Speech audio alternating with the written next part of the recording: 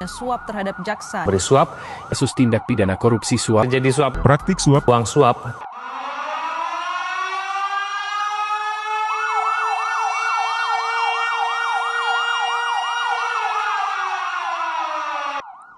Selamat siang rekan-rekan, saya Kim Retno. Terima kasih sudah bergabung. Hari ini kita akan berdiskusi tentang pentingnya etika dalam profesi hukum, terutama bagi jaksa. Merujuk pada kasus jaksa Fahru Rozi, saya mulai dari jaksa Aulia. Apa tanggapan Anda terkait pelanggaran etika dalam kasus tersebut? Terima kasih Yang Mulia.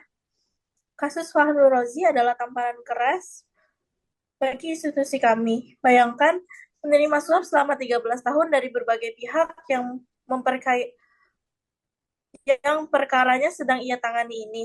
Jelas mencederai kepercayaan publik dan melanggar prinsip dasar jaksa, yaitu integritas, objektivitas, dan independensi.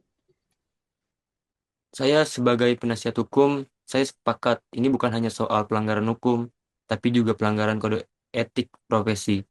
Jaksa seharusnya menjadi pihak yang menegakkan hukum, bukan justru menjadikan jabatannya alat untuk kepentingan pribadi. Dalam konteks etika, bagaimana seharusnya seorang jaksa bersikap ketika dihadapkan pada godaan semacam ini?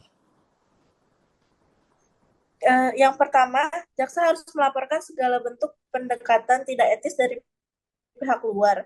Kedua, penting untuk selalu mengingatkan bahwa jabatan jaksa adalah amanah, bukan kekuasaan.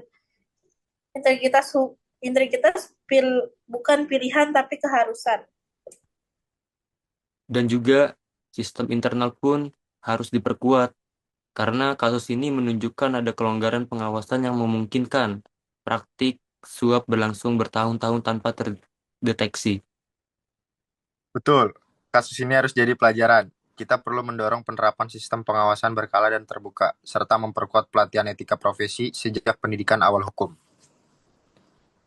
Setuju, Yang Mulia. Kami di Kejaksaan perlu terus mengingatkan diri dan rekan-rekan bahwa hukum bukan hanya tentang pasal, tapi juga moralitas dan tanggung jawab publik. Nah, kalau boleh saya menambahkan, masyarakat juga perlu diberi ruang untuk melaporkan jika melihat jaksa bertindak menyimpang. Terus juga adanya transparansi, karena itu adalah kunci.